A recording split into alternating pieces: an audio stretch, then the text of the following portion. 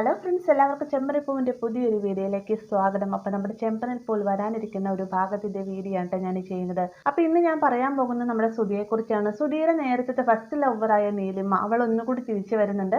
അത് മറ്റാരുടെയും കൂടിയല്ല കേട്ടോ, വണ്ടിയിൽ വരുന്നത് നമ്മുടെ സച്ചിയുടെ കൂടെയാണ്. ആ ഒരു ഭാഗത്തിൻ്റെ വീഡിയോ ആണ് ഞാൻ ഈ പറയുന്നത്. എല്ലാവർക്കും അറിയാവുന്നൊരു കാര്യമാണ്, സുധിയുടെ കയ്യിൽ നിന്ന് 50 ലക്ഷം രൂപയുമായിട്ട് കടന്നു കളഞ്ഞവളാണ് നീലിമ. അത് മറ്റൊന്നും വേണ്ടിയിട്ടല്ല, നമ്മുടെ സുധി നീലിമയുമായിട്ട് സുഖമായി ജീവിക്കുന്നതിന് വേണ്ടിയിട്ട് രവിയുടെ കയ്യിൽ നിന്ന് 50 ലക്ഷം രൂപ മേടിച്ചു കൊണ്ട് വരുന്നുണ്ട്. എന്നാൽ തിരികെ തരാമെന്നൊക്കെ പറഞ്ഞുകൊണ്ടാണ് സുധി പണം മേടിക്കുന്നത്. എന്നാൽ അത് തിരികെ കൊടുക്കാനുള്ള ഉദ്ദേശമൊന്നും സുധിക്കുണ്ടായില്ല. ഈ ഒരു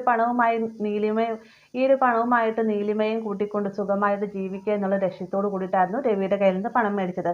എന്നാൽ നമ്മുടെ സുധിയുടെ ലക്ഷ്യങ്ങളെല്ലാം തകിടം മറിച്ചുകൊണ്ട് നീലിമ ഒരു 50 ലക്ഷം രൂപയായിട്ട് മുങ്ങുന്നുണ്ട്.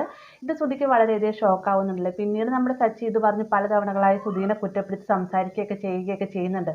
അങ്ങനെ ഇരിക്കുന്ന സമയത്താണ് നീലിമ നഷ്ടപ്പെട്ട ദുഃഖത്തിലേക്ക് ഇരിക്കുന്ന സമയത്താണ് സുധിയുടെ ജീവിതത്തിലേക്ക് കടന്നു വരുന്നത്. ഈ ഒരു സമയത്ത് ഉണ്ടായ സത്യങ്ങളെല്ലാം തന്നെ സച്ചി മുഖേന നമ്മുടെ സുധി അറിയുന്നുണ്ട്. എന്നാൽ സുധീനെ കുറ്റപ്പെടുത്താനോ തള്ളിക്കളയാനോ ഒന്നും തന്നെ സുധി തയ്യാറാകുന്നില്ല. കാരണം അതിലും വലിയ തെറ്റും കള്ളത്തരവുമായിട്ടാണല്ലോ നമ്മുടെ സുധി നടക്കുന്നത്. അതുകൊണ്ട് തന്നെ സുധിയുടെ ഈ ചെറിയ തെറ്റുകൾ ക്ഷമിക്കാനും പൊറുക്കാനുമായിട്ട് നമ്മുടെ സുധിക്ക് സാധിക്കുന്നുണ്ട്. എന്നിരുന്നാലും ചെറിയ പരിഭവങ്ങളും പിണക്കങ്ങളും എല്ലാം തന്നെ സുധിയോടായിട്ട് സുധി കാണിക്കുന്നുണ്ടല്ലേ. അങ്ങനെ ഈ പോകുന്ന ഈ ഒരു സാഹചര്യത്തിലാണ് നമ്മുടെ സുധിക്കായിട്ടൊരു ജോബിന്റെ വേക്കൻസി വരുന്നത്. ജോബ് വേക്കൻസി വരുന്ന സമയത്ത് ഒരുപാട് സുധിയോടും സുധിയുടെ അച്ഛനോടൊക്കെ പണം അയച്ചു തരാനൊക്കെ സുധി പറയുന്നുണ്ട്. ആ ഒരു സമയത്ത് സൈകയായിട്ട് തന്നെ സുധി പറയുന്നുണ്ട്, എൻ്റെ കയ്യിൽ പണമൊന്നുമില്ല. സുധി ഒരു കാര്യം ചെയ്യ്, അമ്മയുടെ കയ്യിൽ നിന്ന് പണം മേടിക്കുക. അമ്മയുടെ ആധാരം പണയം വെച്ചിട്ടാണ് സച്ചിക്ക് വണ്ടി മേടിച്ചു കൊടുത്തത്. അതുപോലെ തന്നെ സുധി അമ്മയോട് ചോദിച്ചു കഴിഞ്ഞാൽ തീർച്ചയായിട്ടും സുധിക്കുള്ള പണം അമ്മ തരുന്നതായിരിക്കും എന്നൊക്കെ നമ്മുടെ സുധി പറയുന്നത് കേട്ടുകൊണ്ട് തന്നെ സുധിക്കാണെന്ന് തോന്നുകയാണ്. സുധി പറയുന്നത് കാര്യമുണ്ടല്ലോ, ഇത് നല്ലൊരു ഐഡിയ ആണല്ലോ എന്ന് കരുതിക്കൊണ്ട് തന്നെ ചന്ദ്രയുടെ അടുത്ത് നിന്നിട്ട് പണം ചോദിക്കാണ്ട്. എന്നാൽ ചന്ദ്ര പറയുന്നുണ്ട്, ഈ ഒരു കാര്യം പറഞ്ഞുകൊണ്ട് ഇനി മേലിൽ എൻ്റെ മുന്നിലേക്ക് വരരുത്, നിനക്കൊരു തരി പണം പോലെ ഈ വീട് പണയം വെച്ചിട്ട് തരികയില്ല. അങ്ങനെ തൻ്റെ എല്ലാ പ്രതീക്ഷകളും നഷ്ടപ്പെട്ട് നിൽക്കുന്ന സമയത്താണ് സുധി തൻ്റെ പാർക്കിലെ കൂട്ടുകാരനോട് സംസാരിക്കുക. ഇദ്ദേഹം സുധിയോട് ഒരു പിച്ചക്കാരനാവാൻ പറയുന്നൊക്കെ ചെയ്യുന്നത്. അതുപ്രകാരം സുധി പിച്ചക്കാരനായിക്കൊണ്ട് നിൽക്കുന്ന സാഹചര്യത്തിൽ സുധിയുടെ കഷ്ടകാലം എന്ന് പറയട്ടെ, ആ ഒരു അമ്പലത്തിലേക്ക് രേവതി വരികയാണ്. രേവതി മുഖേന സച്ചി അറിയുക, ആ വീട്ടിൽ എല്ലാവരും അറിയുകയൊക്കെ ചെയ്യുന്നുണ്ട്. അപ്പൊ സുധി പിച്ചക്കാരനായി വന്നു എന്നൊക്കെ അറിയുമ്പോഴത്തേക്കും ചന്ദ്രയ്ക്കും ശ്രുതിക്കൊക്കെ ഭയങ്കര സങ്കടമാവുന്നുണ്ട്. എന്നാൽ സുധി അവരോടായിട്ട് സത്യം പറയാണ്, ഞാൻ നിങ്ങളോടും അതുപോലെ അമ്മയോടൊക്കെ സംസാരിച്ചല്ലേ, പക്ഷേ ആരും തന്നെ എനിക്ക് പണം തന്നില്ല. അതുകൊണ്ടാണ് സന്യാസിയുടെ വാക്ക് കേട്ടിട്ട് ഞാൻ ഇങ്ങനെ ഒരു പിച്ചക്കാരനായത്. അങ്ങനെ ആണെങ്കിൽ എൻ്റെ ആഗ്രഹം സാധിക്കുമെന്നാണ് അദ്ദേഹം പറഞ്ഞത് എന്നൊക്കെയുള്ള കാര്യം ശ്രുതി പറയുമ്പോഴത്തേക്കും ശ്രുതിക്ക് ഭയങ്കര സങ്കടമാവുന്നുണ്ട്. എന്നിട്ട് ശ്രുതി പറയുകയാണ്, എന്തായാലും ശ്രുതിന് സങ്കടപ്പെടുകയൊന്നും വേണ്ട, നമുക്കിതിനെല്ലാം തന്നെ പരിഹാരം ഉണ്ടാക്കാമെന്നൊക്കെ പറയുകയാണ്. ഇപ്പോഴത്തെ എപ്പിസോഡ് നമ്മൾ കണ്ടുകൊണ്ടിരിക്കുന്ന ഒരു ഭാഗമാണ് രേവതിയുടെ കട നമ്മുടെ ശ്രുതിയും ചന്ദ്രയും കൂടെ കൂടിയിട്ട് കോർപ്പറേഷനിൽ ഒരു കള്ളക്കോള് വിളിച്ചിട്ട് ശ്രുതിയും ചന്ദ്രയും കൂടെ കൂടിയിട്ട് തകർക്കുന്നുണ്ടല്ലേ. ആ ഒരു സങ്കടത്തിലിരിക്കുന്ന രേവതിക്കായിട്ട് നമ്മുടെ സച്ചി ഒരു മൊബൈൽ പൂക്കട തയ്യാറാക്കി നിൽക്കുന്നുണ്ട്. അത് മറ്റൊന്നുമല്ല, നമ്മുടെ രേവതിക്ക് വേണ്ടിയിട്ട് ഒരു ചെറിയൊരു സ്കൂട്ടി മേടിച്ചു കൊടുക്കുകയും ആ സ്കൂട്ടിയുടെ ബാക്കിലായിട്ട് കുറച്ച് പൂക്കളൊക്കെ സ്റ്റോർ ചെയ്ത് വെക്കാൻ പാകത്തിന് ബോക്സ് ഒക്കെ സെറ്റ് ചെയ്ത് കൊടുക്കുന്നുണ്ട്. അതിനുശേഷം നമ്മുടെ രേവതിക്ക് സർപ്രൈസ് ആയിട്ടൊക്കെ ഈ ഒരു സമ്മാനമൊക്കെ നൽകുന്നുണ്ട്. ഈ ഒരു കാഴ്ച കാണുന്ന സമയത്ത് ശ്രുതി സങ്കടപ്പെട്ട് റൂമിൽ ഇരിക്കുന്ന കാണുമ്പോൾ ശ്രുതി ചോദിക്കുന്നുണ്ട്, ശ്രുതി നിനക്ക് എന്ത് പറ്റിയെന്ന് ചോദിക്കുന്ന സമയത്ത് രേവതിക്ക് വേണ്ടിയിട്ട് എല്ലാം സപ്പോർട്ട് ചെയ്യുന്ന സച്ചിയാണ്. മാത്രമല്ല സച്ചിക്ക് ഒരു സങ്കടം വന്നാൽ സപ്പോർട്ട് ചെയ്യേണ്ട രേവതിയുണ്ട്, പക്ഷേ എനിക്കൊരു ദുഃഖം വന്നപ്പോൾ ആരുമില്ല എന്നൊക്കെ ഇങ്ങനെ പറയുകയാണ്.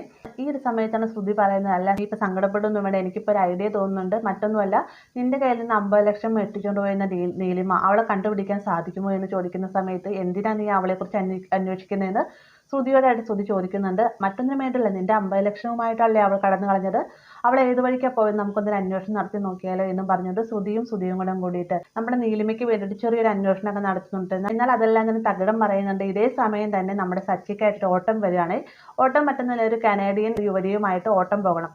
ഓട്ടം വിളിക്കുന്ന മറ്റാരുമല്ല, നീലിമയാണ്. എന്നാൽ സച്ചി സുധിയുടെ അനിയനാണെന്ന് കരുതിക്കൊണ്ടല്ല സച്ചിയെ ഓട്ടം വിളിക്കുന്നത്. മറ്റൊരാൾ മുഖേന നമ്മുടെ സച്ചിക്കായിട്ട് തന്നെ നീലിമയുടെ ഓട്ടം ലഭിക്കേണ്ട. വണ്ടിയിൽ നിന്നുകൊണ്ട് ഇവർ പരസ്പരം അങ്ങോട്ടും ഇങ്ങോട്ടും സംസാരിക്കുന്നു. മേഡത്തിന്റെ പേരെന്താണെന്നും അതുപോലെ തന്നെ മേഡം എവിടെ നിന്നാണ് വരുന്നതെന്നൊക്കെ ചോദിക്കുന്നുണ്ടെങ്കിലും രണ്ടുപേരെയും കണക്ട് ചെയ്യുന്ന രീതിക്ക് യാതൊരുവിധ സംഭാഷണവും അതിനിടയ്ക്ക് വരുന്നില്ല കേട്ടോ.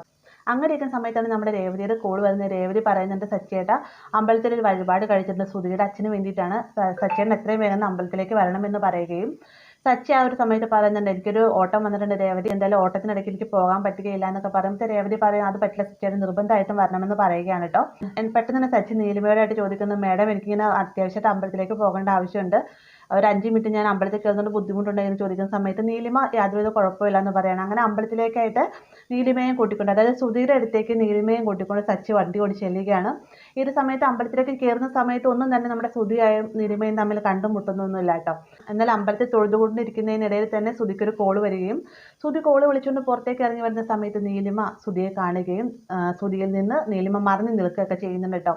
അപ്പോൾ ഇങ്ങനെ ഒരു ഭാഗം നമുക്ക് വരാനിരിക്കുന്നതാണ്. വീഡിയോ ഇഷ്ടമായെങ്കിൽ ലൈക്ക് ചെയ്യാനും കൂടെ ചാനൽ സബ്സ്ക്രൈബ് ചെയ്യാനും മറക്കരുത്.